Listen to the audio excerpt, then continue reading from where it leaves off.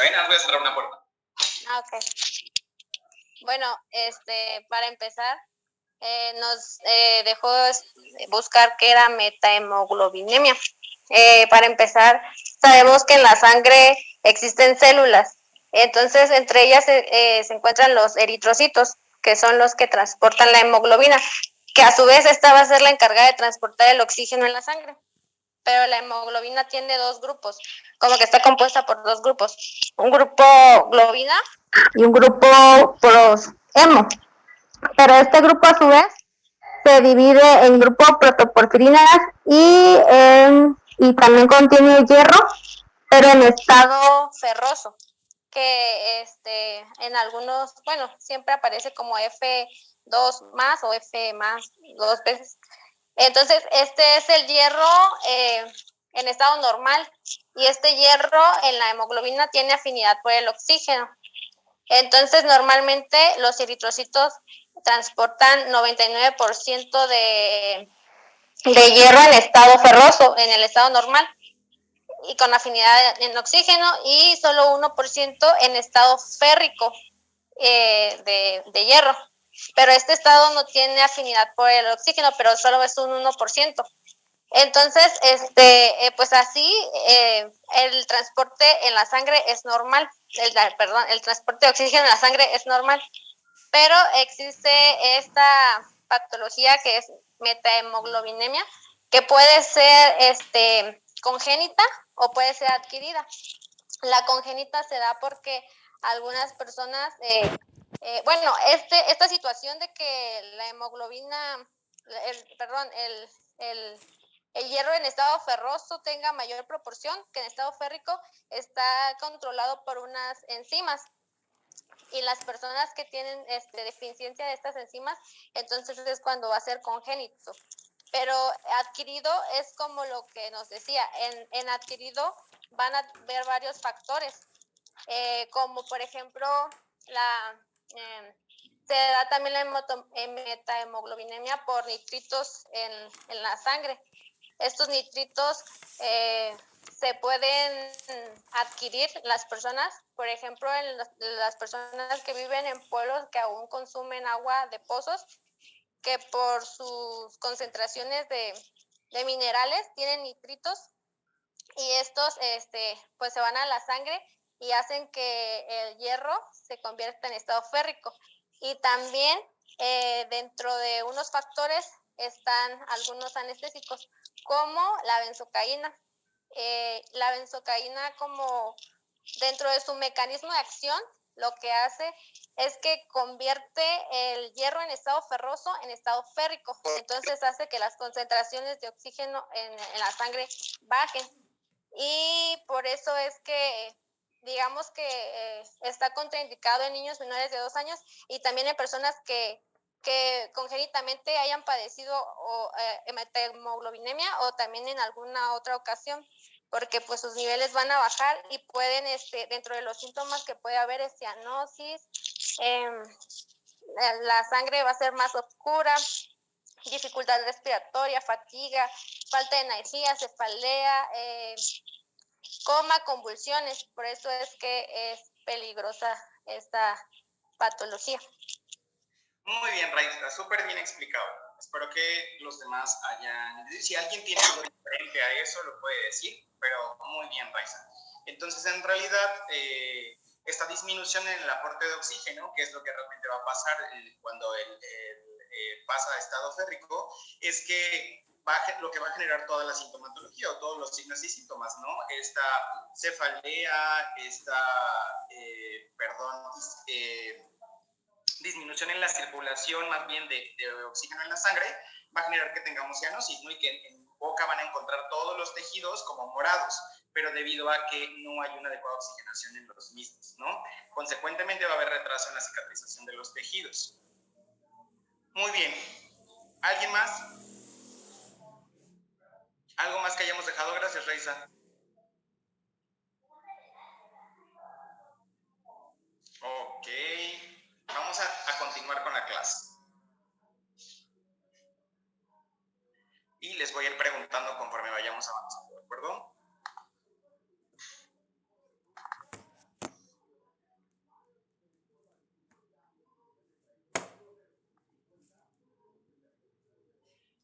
Ok, ustedes me dicen dónde nos quedamos.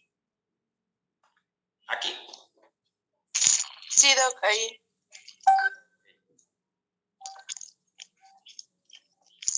Perfecto, les voy a enviar algo. Denme un segundo. Entonces lo van a poder ver en su teléfono.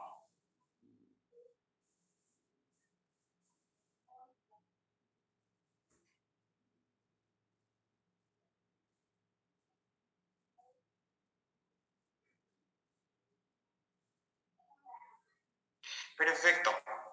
Entonces nos decía que en cuanto a las reacciones alérgicas en el éster, ¿no? Que es derivados del ácido paramilobenzoico, es muy posible que se generen procesos alérgicos, pero que para las amigas es muy raro.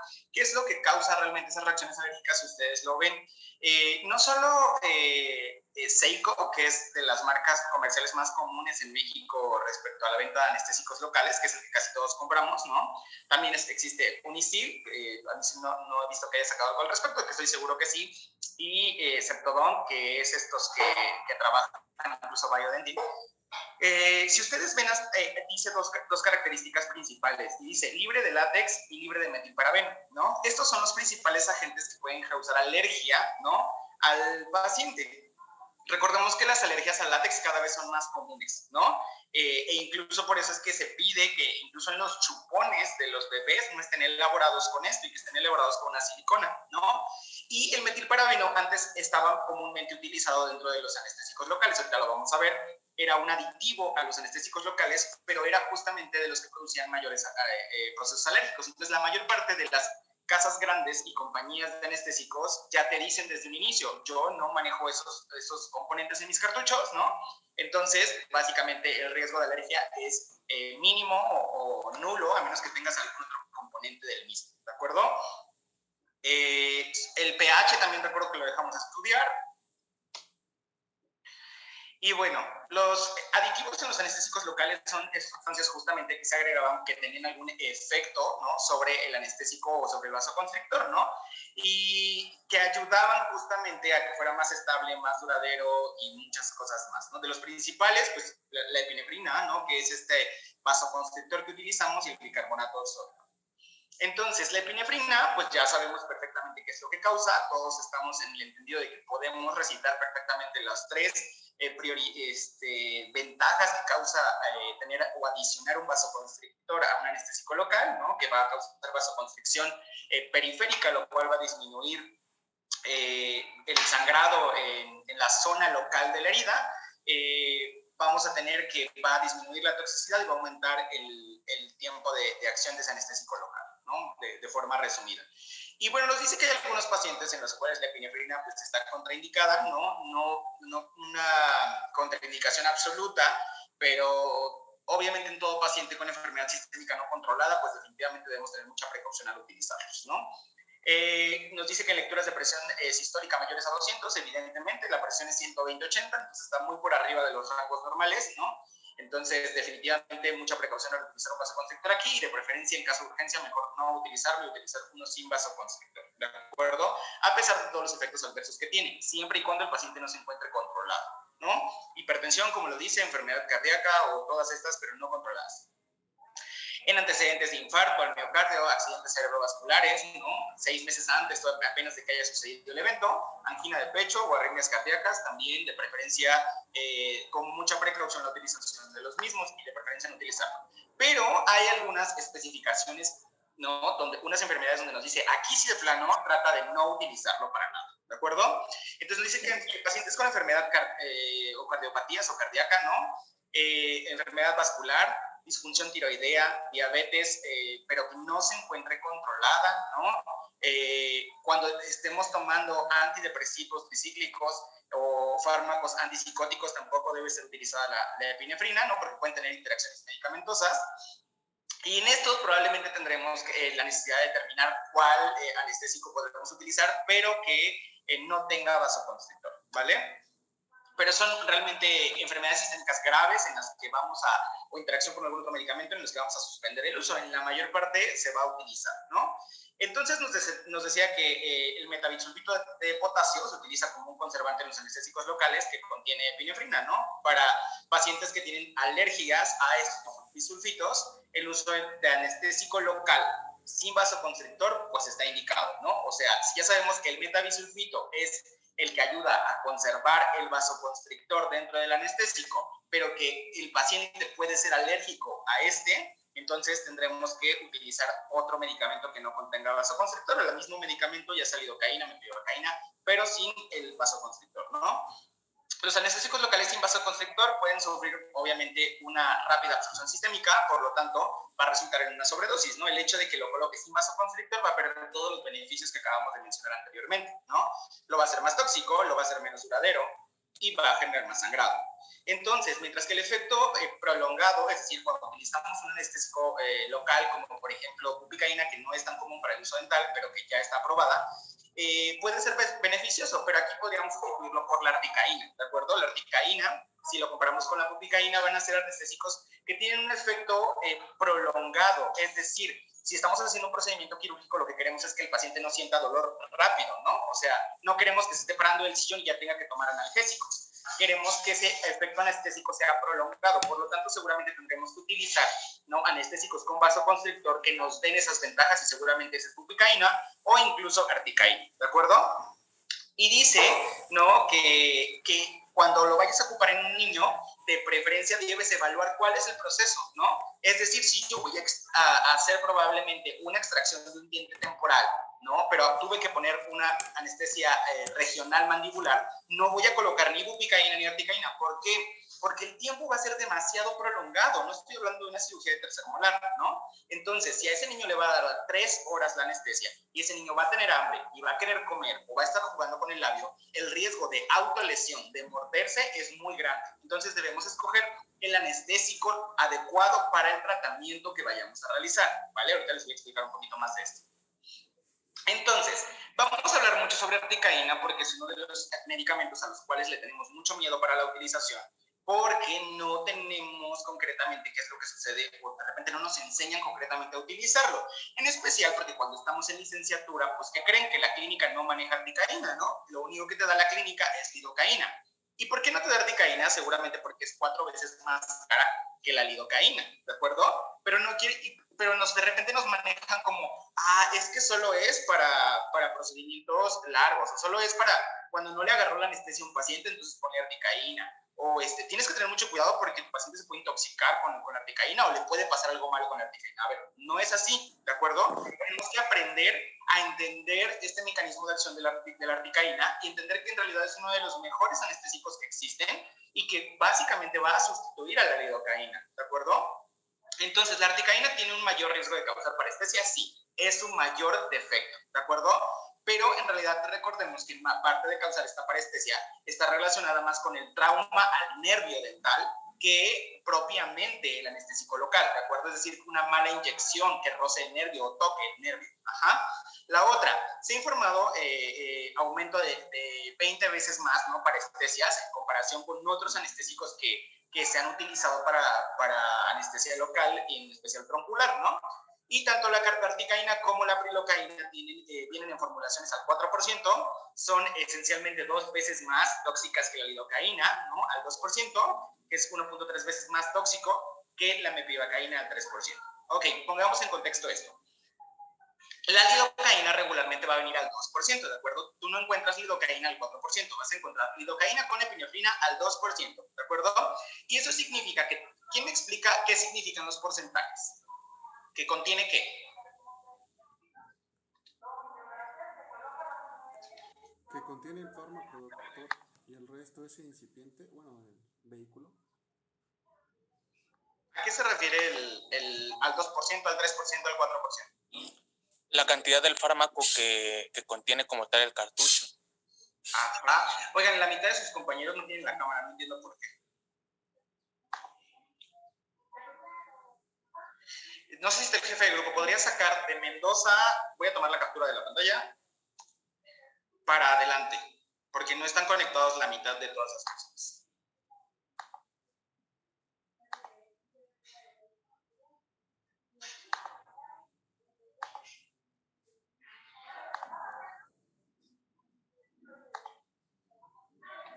puedo creer, de verdad, ya me he cansado de regañarlos. No puedo creer que tengan que llamarles la atención para que prendan la cámara.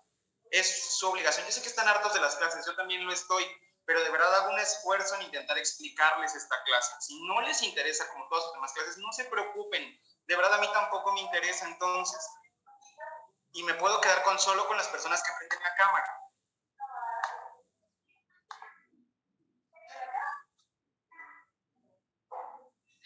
Ok, voy a continuar. Entonces decíamos que era, perdón, ¿quién me habló ahorita? Yo, Oliver. Oliver. Ok, Oliver, cuéntame otra vez. Le comentaba que es la cantidad o el porcentaje del fármaco activo que contenemos en el cartucho. Exactamente, recordemos que al 2% tiene 36 miligramos, ¿de acuerdo? Al 3% tiene 54 miligramos y al 4% tiene 72 miligramos, ¿de acuerdo? Como tal, el medicamento, ¿de acuerdo? Entonces, ¿en qué influye el hecho de que tengamos al 2, al 3 y al 4? Que por lo tanto el cálculo de nuestro medicamento va a ser diferente, ¿de acuerdo? Eso es lo que va a formular el cálculo para poder sacar la dosis máxima que podemos utilizar de este anestésico local. Y de esta manera poder saber que no sobrepasemos a dosis máximas o a dosis tóxicas en los pacientes. Entonces vamos a continuar. Y los demás ni siquiera están ahí escuchando, ¿cómo se llama? Los que nunca se conectaron ni siquiera, ¿cómo se llama? Están cerca de la computadora para poder picarle. Entonces, las soluciones de altas concentraciones, ¿no? Como sería prilocaína y erticaína, alcanzan obviamente niveles tóxicos muy altos, ¿no? Mucho más rápido. ¿Por qué? Porque estoy hablando de que es 2 veces más concentrada que la lidocaína con epinefrina. Y es aquí el miedo y el temor para la utilización de la erticaína. Porque estoy diciendo, ok, si cuando le puse a ese paciente 2 cartuchos de erticaína y no me hizo, si lo transformo a lidocaína, resulta que yo utilicé 4 de lidocaína, ¿no? Y si ya ocupé 4 de erticaína, ¿qué creen? Que ya utilicé 8 de lidocaína, ¿no? Entonces, ¿qué nos han dicho? Que regularmente el límite son esos 8 cartuchos en pacientes adultos, ¿no? Que en un peso promedio. Pero en realidad a todos se le debe calcular cuánto tiene. Es por esto que tenemos miedo a la utilización de erticaína, porque el llegar a las dosis tóxicas o a las dosis máximas es muy rápido cuando no tienes una adecuada técnica anestésica. Ahora imagínense y transformen eso a un niño, en el cual si yo tengo que colocarle erticaína y él pesa 20 kilitos, le va a tocar como 1,5 cartucho de erticaína, ¿de acuerdo? Y que si fallo en la primera técnica anestésica, seguramente tengo 1 cartucho de lidocaína para poder hacer el refuerzo. Ahorita les voy a explicar cómo funciona, ¿de acuerdo? La erticaína en realidad debe ser nuestra primera opción. Es decir, si yo coloqué erticaína a mi paciente, pero no conseguí un efecto anestésico, debo administrar otro medicamento, ¿de acuerdo? De preferencia, no es una regla, pero de preferencia. Debo utilizar uno con una menor concentración, ¿de acuerdo? Puede ser lidocaína. O si tengo que reforzar esa anestesia, puedo utilizar lidocaína, ¿de acuerdo? Porque si vuelvo a meter erticaína es como si metiéramos 2 cartuchos del anterior, ¿de acuerdo? Entonces, si yo anestesié y no me hizo, no voy a regresar con erticaína, de preferencia, y menos en un pediátrico. Voy a pasar directamente a lidocaína. ¿Se pueden combinar los medicamentos? Por supuesto, pueden combinar el que ustedes quieran. ¿Qué es lo único que se debe vigilar? Nunca rebasar las dosis máximas. Es decir, yo debo agregar a la erticaína que agregué, hago el cálculo de cuánto es de lidocaína y voy sumando nada más lo que voy teniendo. ¿De acuerdo? Espero que ahorita lo aclaremos un poquito más adelante. Perfecto, entonces el uso de anestesia local para odontología pediátrica, lejos de hablar de los adultos, aunque ustedes van a atender adultos en su mayoría, ¿no? Tenemos que entender que estas concentraciones de los anestésicos locales vienen en una concentración o dilución, ¿de acuerdo? Que si ustedes ven la lidocaína, la vamos a encontrar al 1 sobre 50,000 y 1 sobre 100,000. Todos hemos leído el cartucho y dice lidocaína con epinefrina al 2%, 1 sobre 100,000. ¿De acuerdo? Todos hemos leído eso porque eso es lo común que venga en los cartuchos de anestesia. Pero pueden venir a 1 sobre 50,000, pueden venir a 1 sobre 200,000, ¿no?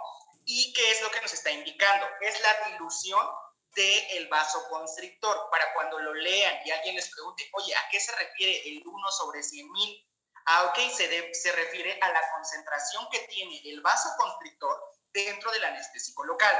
Mientras menos ceros contenga, más concentrado está. Es decir, es más concentrado el 1 sobre 50,000 que el 1 sobre 100,000, ¿de acuerdo?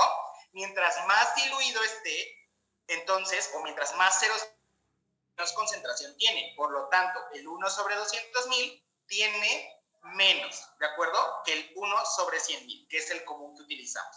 ¿Cómo explicamos esto? Ok, si estamos diciendo que ese 1 sobre 50,000, 100,000, 200,000 es la concentración del vasoconstrictor, entonces tendremos que entender que mientras más concentrado esté, más efectos del vasoconstrictor va a tener. Por eso es que recalco todo el tiempo, debo saber cuáles son los efectos del vasoconstrictor. Reduce el tiempo de sangrado, reduce la toxicidad, aumenta el tiempo de vida, ¿de acuerdo? Entonces, tiene más, mientras más concentrado esté, más esos efectos. Mientras más diluido esté, menos esos efectos, ¿de acuerdo?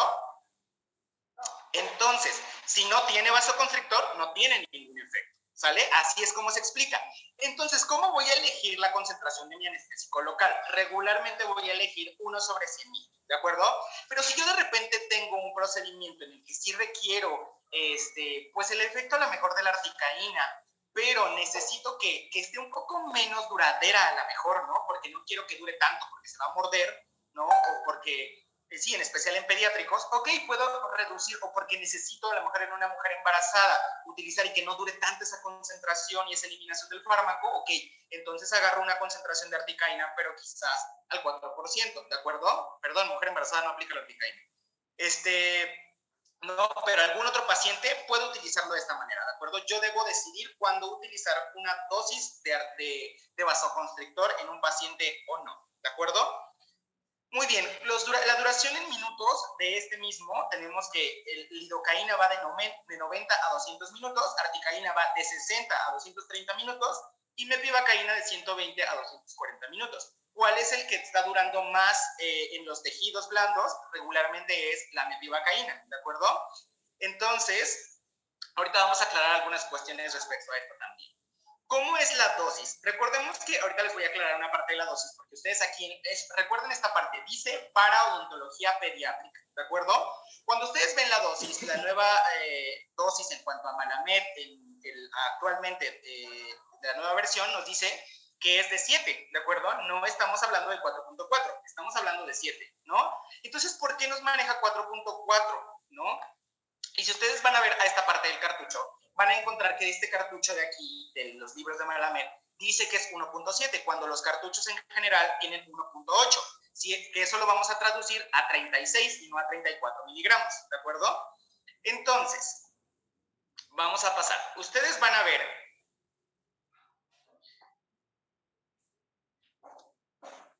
aquí. No, entonces nos dice que estamos hablando de pediátricos y estos son los puntos importantes para anestesia local y odontología pediátrica. Nos dice, la duración de la anestesia varía mucho, ¿no? Según la concentración, es decir, la concentración que tenga el vasoconstrictor, que es lo que acabamos de hablar anteriormente, ¿no? 1 sobre 100,000, 1 sobre 50,000, 1 sobre 200,000. La dosis total y el lugar de administración, ¿no? La utilizas y el usar epinefrina tienen que ver, ¿no? Junto con esta duración del anestésico local en cuanto al metabolismo del paciente. Ahora, la tabla anterior enumera las dosis máximas de lidocaína dental pediátrica, ¿no? Y te dice que es de 4 miligramos. Sin embargo, ¿no? La dosis real es de 7 miligramos sobre kilogramo de peso. ¿Por qué nos da esto? Porque lo que te dice pediatría, te dice, a ver, si te doy la dosis máxima en un pediátrico, la vas a llegar y la vas a alcanzar. Por eso te voy a dar la dosis intermedia, la 4.4, ¿de acuerdo? Calcula la 4.4 y siempre quédate ahí. Nunca rebases las dosis máximas, ¿de acuerdo? Nunca ni siquiera te acerques a las dosis máximas en pediátricos. Y entonces nos dice que obviamente la Academia Americana de Odontología Pediátrica, ¿no? Junto con la Academia estadounidense de Pediatría, ¿no? Odontopediatría y Pediatría, recomiendan que hagamos una reducción en la dosis de los medicamentos para niños, ¿no? Que no utilicemos lo que dice el fabricante. El fabricante dice 7. Esa es la dosis máxima en pediátrico, 7 de mi medicamento, ¿no? Pero la academia, tanto de odontología pediátrica como de pediatría como tal, te dicen, ¿sabes qué? Reduce la dosis a la mitad o reduce por lo menos un 30% de dosis en bebés, ¿de acuerdo? En bebés que son menores de 6 meses. Nunca llegues a los cálculos de las dosis máximas, porque puedes tener problemas. Entonces, otro punto es, utilice la dosis total más baja, ¿no? Que proporciona anestesia eficaz, como lo decíamos en la mujer embarazada, la dosis mínima efectiva, es decir, con un cartucho seguro tú puedes generar anestesia local sin ningún problema. ¿Cuál es el problema? Tu técnica anestésica, ¿no? No se recomienda el uso en pacientes pediátricos, la articaína, aquí faltó solamente eso, menores de 4 años. Eso sí, lo dicen todos los artículos, ¿de acuerdo? Sí se puede utilizar en pediátricos, sí, solo en menores de 4 no, ¿de acuerdo? Por el riesgo de alcanzar las dosis tóxicas demasiado rápido. La anestesia prolongada, ¿no? Como picaína, puede aumentar el riesgo de autolesiones, como lo dijimos, ¿no? Anestesias que generan demasiados tiempos prolongados de eliminación y que persisten por mucho tiempo van a generar que el niño se muerda seguramente. Y entonces en este artículo vienen dos conclusiones importantes. Esta es la primera, que no tiene mucho sentido, ¿no? En este artículo de la eficacia de la articaína contra la lidocaína en niños en odontología pediátrica, y que es una revisión sistemática con metaanálisis, que quiere decir que es la máxima evidencia, es lo top, es lo que rige cómo se maneja el uso de articaína en niños. Y la conclusión principal es: teniendo en cuenta que los presentes hallazgos, es decir, lo que se encontró en este artículo, la calidad de los estudios que fueron incluidos para poder desarrollar esta revisión sistemática, pues tenían riesgos, cierto o alto riesgo de inclinación, es decir, se iban hacia un lado y no eran completamente confiables, ¿no? Por lo tanto, no hay una evidencia muy baja en cuanto a realmente si la articaína tiene un mejor efecto respecto a la lidocaína, ¿no? En cuanto al bloqueo del nervio mandibular. O sea, nos dice básicamente hacen los mismos efectos y no encontramos nada más. Pero hay que esperar a la siguiente revisión sistemática, ¿no? Porque nos está diciendo, los estudios son malos. Y todos los estudios que encontramos, porque la revisión sistemática hace eso, juntar todos los artículos habidos y por haber de uso de articaína y de lidocaína y llegar a una conclusión, pero su conclusión es: no hay estudios con una evidencia robusta para poder decirte que la articaína es mejor que la lidocaína o que la lidocaína es mejor que la articaína. Ambas funcionan y punto. Su conclusión no es buena, pero su discusión es buena, porque en la discusión te dicen, tanto la articaína como la lidocaína en los bloqueos presentaban la misma eficacia, ¿no? Cuando se usaban para tratamientos dentales. Sin embargo, los pacientes informaron menos dolor después de procedimientos después de la inyección de articaína. Quiere decir que experimentaban menos dolor posoperatorio después de la utilización de articaína que con lidocaína. Entonces, punto para la articaína, ¿de acuerdo? Y lo segundo importante, porque aquí había mucha controversia: todo mundo, si no lo ocupas tú como odontólogo general, ustedes como alumnos de licenciatura de 10º semestre no ocupan, no han ocupado articaína en su vida, y si lo han ocupado le tienen miedo a ella y no la quieren utilizar en un adulto, antes de tener esta clase dirían: yo no la administraría, ¿de acuerdo? Pero ¿qué nos dice la evidencia científica? La evidencia nos dice, ¿no? La ocurrencia de eventos adversos postoperatorios se encontró que era igualmente bajo al comparar ambas inyecciones de articaína y lidocaína después del tratamiento en pacientes pediátricos. Por lo tanto, punto a favor y el más importante de este artículo: la articaína es igualmente segura para el uso en pacientes pediátricos que en adultos. ¿Se puede utilizar articaína en niños? Claro. ¿Cuál es la única regla? No niños menores de 4 años, ¿vale? Esa es la única regla. ¿Y funciona mejor? Sí, 100%. Yo la utilizo y definitivamente faltan más estudios, pero le gana por mucho a la lido.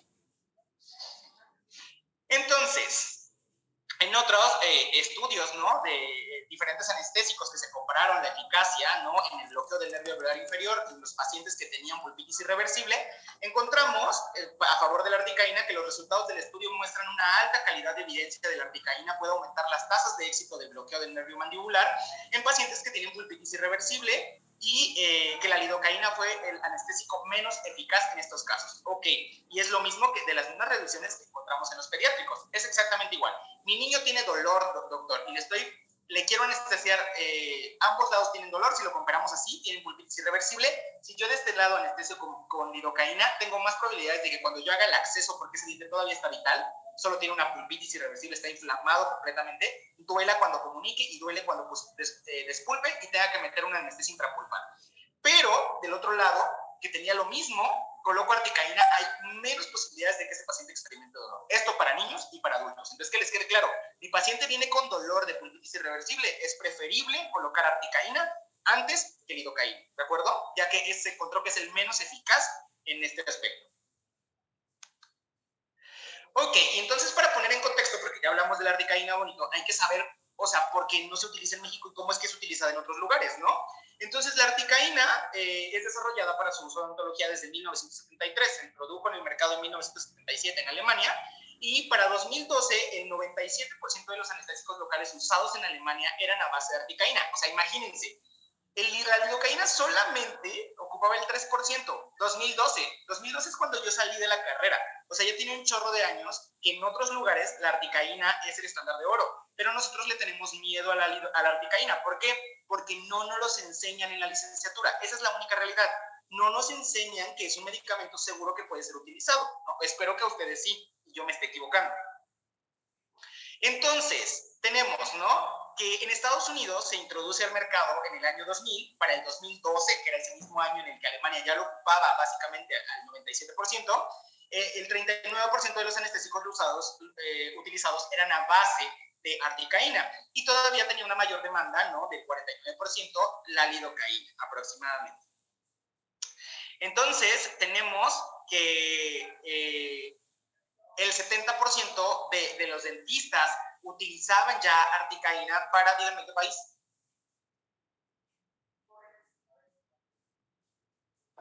Reino Unido. Reino Unido. ¿Seguros? Nueva Zelanda. Nueva Zelanda. España. Nueva Zelanda. Bueno, tómenle café, me van a buscar qué países. No puedo creerlo. Hay países que están, pero si locos ustedes, ¿eh? Ok. Dina, fíjense, y es el único que no tiene el nombre para eso, para preguntarles cuál es, porque de verdad deben saberse esa banderita, ¿de acuerdo? Entonces, la articaína, ¿perdón? ¿Era Londres? No.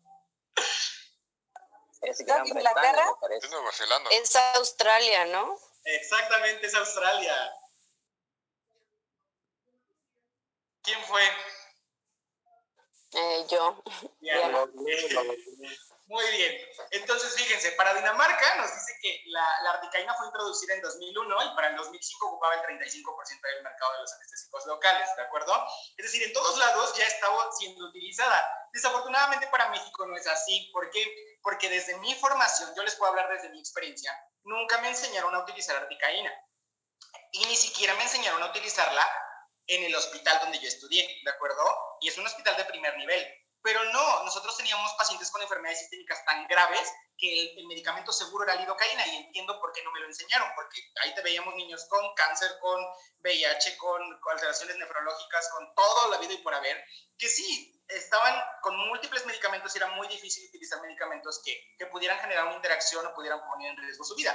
Pero después de eso entendí que el medicamento es seguro, pero a mí no me enseñaron a utilizarlo en la licenciatura, jamás y nunca.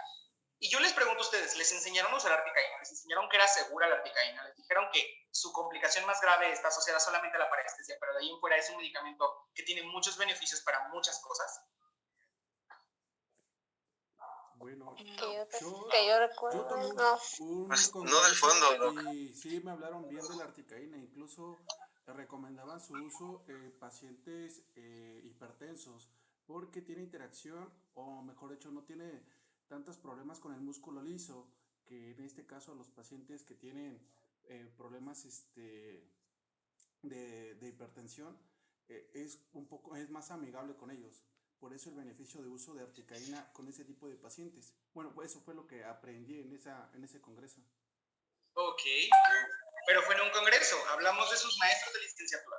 Sí, en la licenciatura realmente nos daban como que la primera opción siempre fuera lidocaína con epinefrina, y es lo que había en las clínicas, o MEPI, también mepivacaína. Exactamente. Cuando hablábamos de articaína nos lo decían que se utilizaba para cirugías o para un procedimiento un poquito más invasivo, pero no nos hablaban a fondo, pues. Bueno, es lo que yo recuerdo.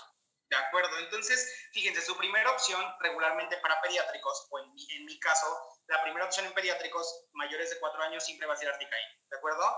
Yo coloco mi cartucho de articaína y si en ese momento al niño no le hizo, esperé los 5 minutos que tenía que esperar y no tengo efecto, no voy a volver a meter articaína, ¿de acuerdo? Tengo que meter un anestésico menor, que sería lidocaína, porque estaría utilizando la mitad de la articaína que utilicé anteriormente, ¿de acuerdo? Espero que se entienda esa parte, que es el doble de la concentración, la articaína. Y con 2 cartuchos ya alcancé la dosis máxima que le podía poner a ese niño, ¿no? Entonces, regularmente voy a colocar mi cartucho de articaína, o 3/4 del mismo, y si necesito reforzar intrapulpar, interligamentaria, o algo específico, necesito hacerlo con otro anestésico que no sea articaína, ¿de acuerdo? No pueden seguir utilizándola todo el tiempo. Y obviamente, si voy a hacer 2 cuadrantes, seguramente voy a tener que limitarme a uno. ¿Por qué? Porque de un lado le metí articaína y no lo voy a volver a meter articaína del otro, ¿no? Entonces, en todo caso, lo hago con lidocaína. Pero habrá que saber qué es lo que necesito en ese paciente, ¿no? ¿Tiene un mejor efecto la articaína? Sí, comprobadísimo. O sea, casi, aunque no te estés tan cerca del nervio, va a ser porque va a ser, ¿no? Porque la articaína casi le pega a todo. Pero esa es la gran ventaja también de articaína. Entonces, no está mal iniciar con articaína, solo que no hay que abusar de ella. El hecho de que yo diga que es buena para ser utilizada como primera elección, no quiere decir que yo pueda colocar 3, 4, 5 cartuchos. No. O sea, puedo colocar el primero, tener un buen efecto y reforzar todo lo demás con lidocaína sin ningún problema. Pues deben perderle el miedo, pero nunca utilizarlo en exceso, ni en pacientes que no esté indicado. O sea, pacientes mayores de edad y pacientes menores de 4 no debe estar indicado, ¿de acuerdo? Siguiente cosa, entonces cuando hablamos de unión a las proteínas vamos a entender las ventajas de los demás anestésicos y entonces vamos a entender por qué este estándar de oro que nos daban en licenciatura y que nos daban en todos lados sobre la lidocaína como el mejor anestésico local es una mentira, porque cuando vemos la evidencia científica la lidocaína no es el mejor anestésico local. Sí es muy bueno y yo no estoy diciendo que no usemos lidocaína, yo uso lidocaína todos los días también, lidocaína y articaína, pero hay que saber cuándo elegirla porque no es para todos los casos, ¿de acuerdo? Entonces, unión a proteínas les va a conferir que tengan una mayor duración, ¿no? Estos medicamentos. La prilocaína tiene un 55% de unión a proteínas, la lidocaína un 65%, la mepivacaína un 75% y la articaína, que es el medicamento del que estamos enfocándonos un poco más, es del 95%. Si tiene mayor afinidad, obviamente tiene un mejor efecto, ¿de acuerdo? O más prolongado. Pero si nosotros nos vamos a la mujer embarazada, ¿por qué no podríamos utilizar articaína? Una, porque para empezar se encuentra dentro de la categoría C. Y segunda, porque su unión a proteínas es mayor. Dijimos que la unión a proteínas también va a conferir, ¿no?, otros elementos y que no queremos que se una tanto a las proteínas porque va a causar alteraciones de toxicidad. Entonces, prefiero que sea lidocaína, ¿de acuerdo? En ese caso. Por ejemplo, ok, necesito utilizar por ejemplo, necesito hacer operatoria dental, una caries pequeña que sé que no va a comunicar. Seguramente puedo colocar lidocaína sin ningún problema, ¿de acuerdo? Necesito hacer una extracción temporal de un dientecito que ya se va a caer, lidocaína sin problema. Necesito hacer terapia pulpar, trabajar en el nervio, articaína definitivamente. Sí o sí, siempre que hacemos terapia pulpar en niños, debe ser articaína, ¿de acuerdo? Y en especial dijimos que si mi paciente tiene dolor, adulto y niño, pulpitis irreversible, articaína porque está comprobada que tiene un mejor efecto en pacientes con pulpitis irreversible antes que lidocaína, ¿de acuerdo? Y entonces cuando vamos a su estructura química, entendemos que la lidocaína, ¿no?, y la mepivacaína es 100% en el hígado metabolismo. Pero la articaína solo tiene un 5% de metabolismo en el hígado, porque es un anestésico, por así decirlo, como híbrido, y el 95% en realidad se va a llevar a cabo en la sangre, ¿no? Por eso es que comparte esta parte de aminoéster. Seguridad de los anestésicos locales, ¿no? ¿Cuál es la seguridad en la que hablábamos, ¿no? Que este medicamento va a tener una redistribución cardiovascular de los anestésicos y el nivel en sangre del anestésico local va a incrementar conforme este es absorbido en el cuerpo, ¿de acuerdo? O redistribuido hacia el cuerpo. Entonces, por eso es que el colocar el medicamento en una zona intravascular, ¿no?, o colocarlo en un vaso sanguíneo va a generar problemas, porque va a pasar directamente o a ser distribuido a la totalidad de la sangre, ¿no?, antes de ser absorbido de la zona local y llevado a otra zona. La detoxificación o la biotransformación, que es este metabolismo que tienen los anestésicos locales, ¿no? Tenemos que la detoxificación de los anestésicos, tenemos que saber específicamente dónde se va a llevar a cabo. Los ésteres en sangre, ¿pero por quién? Son por las colinesterases plasmáticas, y las amigas en el hígado, ¿pero por quién? Por las enzimas nucleosomales hepáticas, ¿de acuerdo? Porque solo decimos hígado y solo decimos sangre, pero no decimos quién específicamente en la sangre y quién específicamente en el hígado lo hace, ¿no? Y pasamos a esta parte de la vida media plasmática. Ese es el tiempo requerido por el que un anestésico local ya está en el torrente sanguíneo para que se degrade por lo menos el 50%. Y aquí vamos a ver a continuación cómo sucede. Perdón, esa diapositiva quedó perdida acá. Ahorita me regreso a la otra. Entonces dice que es el tiempo en el que el anestésico local, una vez que se encuentra en la sangre, el tiempo que tarda en degradarse al 50% del medicamento, ¿de acuerdo? Y aquí es donde vamos a entender algunas cuestiones en cuanto a en qué pacientes podemos utilizarlo dependiendo del medicamento que estamos administrando. Entonces, es comúnmente aceptado que el anestésico local ha sido degradado en 6 vidas medias, ¿de acuerdo? Entonces, pero tenemos que entender que por cada vida media no se degrada al 50%, es decir, si en la primera se degradó al 50%, ¿no? En una hora, no quiere decir que la siguiente hora ya se degradó en 100%, no. La primera vida media es el 50%, la segunda vida media el 75%, la tercera el 87.5%, la cuarta el 93%, la quinta el 96.5% y hasta la sexta está terminando de eliminarse ese medicamento, ¿de acuerdo? Entonces, en cuanto a la ciencia de la articaína, nos dice que todos los estudios han demostrado que la articaína es tan segura y tan efectiva como los anestésicos con la que fue comparada. ¿Con qué anestésicos fue comparada? Con lidocaína, con mepivacaína y con prilocaína, que son los principales anestésicos locales utilizados en odontología, ¿de acuerdo? Entonces, al ser tan segura, debemos entender solamente cómo se comporta con los demás medicamentos y por qué fue comparada con ellos y cuáles son los resultados que obtenemos, ¿no? Muy bien. Entonces, denme un segundo para enviarles otra imagen.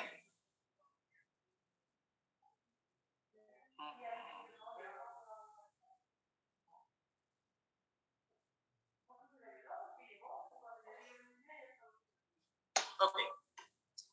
Nos dice la media de la mepivacaína es de 120 minutos, ¿de acuerdo? Entonces, esos 120 minutos los vamos a multiplicar por 6, que son las 6 vidas medias que acabamos de mencionar anteriormente, ¿de acuerdo?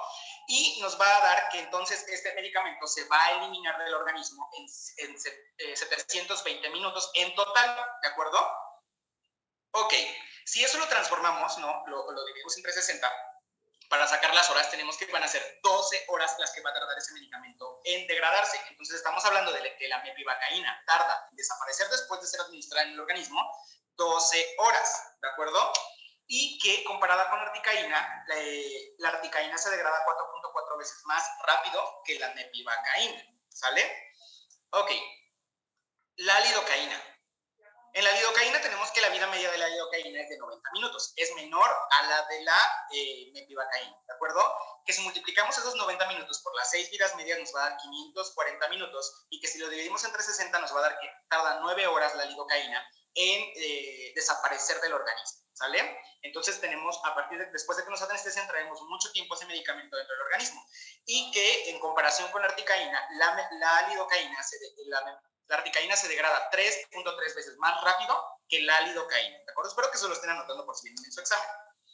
Lo siguiente, y encontrando a la última, que dice que es la articaína, fíjense, comparen el tiempo de vida media, es de 27 minutos. La lidocaína es de 90, la mepivacaína es de 120, ¿de acuerdo? Es de 27 minutos su vida media. Si esos 27 se multiplica por 6, nos da 162 minutos, entre 60 nos da que solo dura en el organismo 2 horas con 42 minutos, ¿de acuerdo?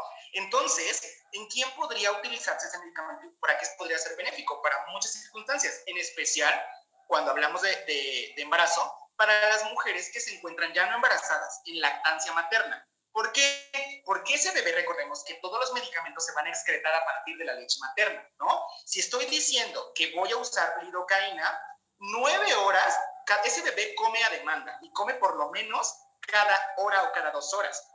9 horas se va a estar comiendo la lidocaína, ¿de acuerdo? Entonces, ¿qué debo hacer? Utilizar seguramente articaína, ¿no? Que es mucho más segura y que se va a excretar mucho más rápido y que seguramente el bebé podemos darle guardar un biberón de extracción de leche para que consuma y entonces que no se administre a su organismo un medicamento que no es necesario, ¿de acuerdo? Entonces, la articaína es un muy buen producto hablando de las vidas medias y de la degradación que sufre. En cuanto a las categorías que ya vimos por la FDA, la de la dosis máxima de anestésicos locales, ya dijimos, ¿no? Lidocaína es A7, lidocaína A6, articaína A7, pero para niños o para pediátricos debemos tratar de calcularla a 4.4 como la anterior versión, ¿sale? Y las dosis máximas son de 500 miligramos, ¿vale? Yo tengo una duda. Sí. Perdón. En las diapositivas anteriores, hablando de la vida media, Sí. pero estos anestésicos, ¿es usando la dosis máxima o usando la dosis No, mínima? utilizando el anestésico de manera regular, ¿de acuerdo? Cualquier dosis de anestésico que tú administres es lo que tarda en eliminarse del organismo. Es como si tomaras un ibuprofeno o cualquier medicamento tiene una vida y una distribución y para ser excretado completamente de tu organismo. Entonces, cualquier dosis. ¿Qué es lo que se va a alterar? Ok, si yo metí un medicamento, por ejemplo, inicié mi procedimiento, pero casi a las 2 horas que llevaba de la cirugía porque no podía sacar la muela, metí nuevamente medicamento y yo estoy contando que desde que lo administré ya pasaron 2 horas y por ejemplo, la lidocaína para eliminarse del organismo tarda 9 horas y yo digo, ya faltan 7 para eliminarse. No, si a las 2 horas le volviste a administrar, vuelve a iniciar ese ciclo, ¿de acuerdo? No se acumula, pero vuelve a iniciar otra vez. Y faltan esas 9 horas nuevamente para que se elimine. Doc, una duda, y por ejemplo aquí en el caso, bueno, que no creo que sea en el de la articaína, pero si decidiéramos utilizar un reversor de anestésico como el Loraverse, o el tiempo, por ejemplo, de esa vida media, ¿se reduce tanto para cualquier tipo de anestésico, en este caso? Perdón, no sabría contestar a tu respuesta, soy muy sincero. No sabría contestar a tu respuesta en ese aspecto, si afecta la vida media del anestésico. Yo creo que debe hacerlo, ¿no? Al mismo tiempo, al actuar sobre la acción, inhibe todo el proceso del anestésico local. Entonces, debe hacerlo, pero concretamente no podría responder. Perdóname, pero lo busco. Ok, gracias, doctor. Muy bien, y entonces teníamos que hay que saber dosis máximas, a cuánto lo calculamos con vasoconstrictor, sin vasoconstrictor, y en qué categoría de la FDA para el uso en mujeres embarazadas se encuentra, ¿de acuerdo? Y esta parte ya la hemos visto, ya sabemos cómo es, ¿no? ¿Cuál es el que podemos utilizar? La categoría B, no tenemos medicamentos en oncología que entren dentro de la categoría A, y todos los demás, pues la categoría C es totalmente teratogénica, ¿no? Y la D nos dice que podemos utilizarla dependiendo del riesgo-beneficio que tengamos. Y en lactancia, cuando hablábamos de lactancia, hay una categoría especial, ¿no? Y nos dice que la S es que es seguro para el infante y el uso de estos fármacos es compatible con el amamantamiento. El S con signo de interrogación nos dice que la seguridad para el infante se desconoce, ¿no? La literatura es inadecuada o no está disponible para saber si podemos utilizarlo o no. La categoría S con un asterisquillo nos dice que la administración de esos fármacos puede darse con precaución y hay efectos potenciales para el infante, es decir, puede afectar.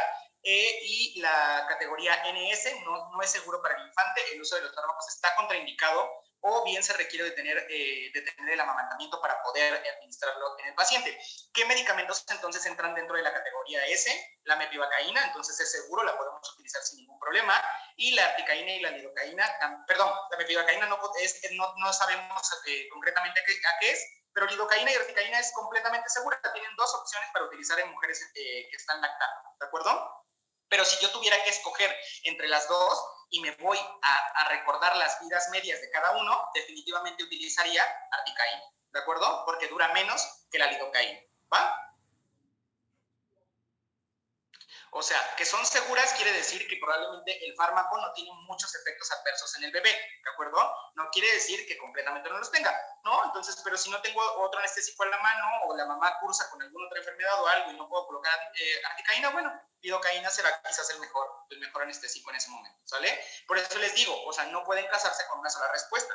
Hay medicamentos que pueden ser utilizados, ¿no? Que pueden ser, dices, ok, puedo usar lidocaína o puedo usar articaína. Yo decido cuál dependiendo de lo que vaya a hacer. Igual se puede combinar, ¿no?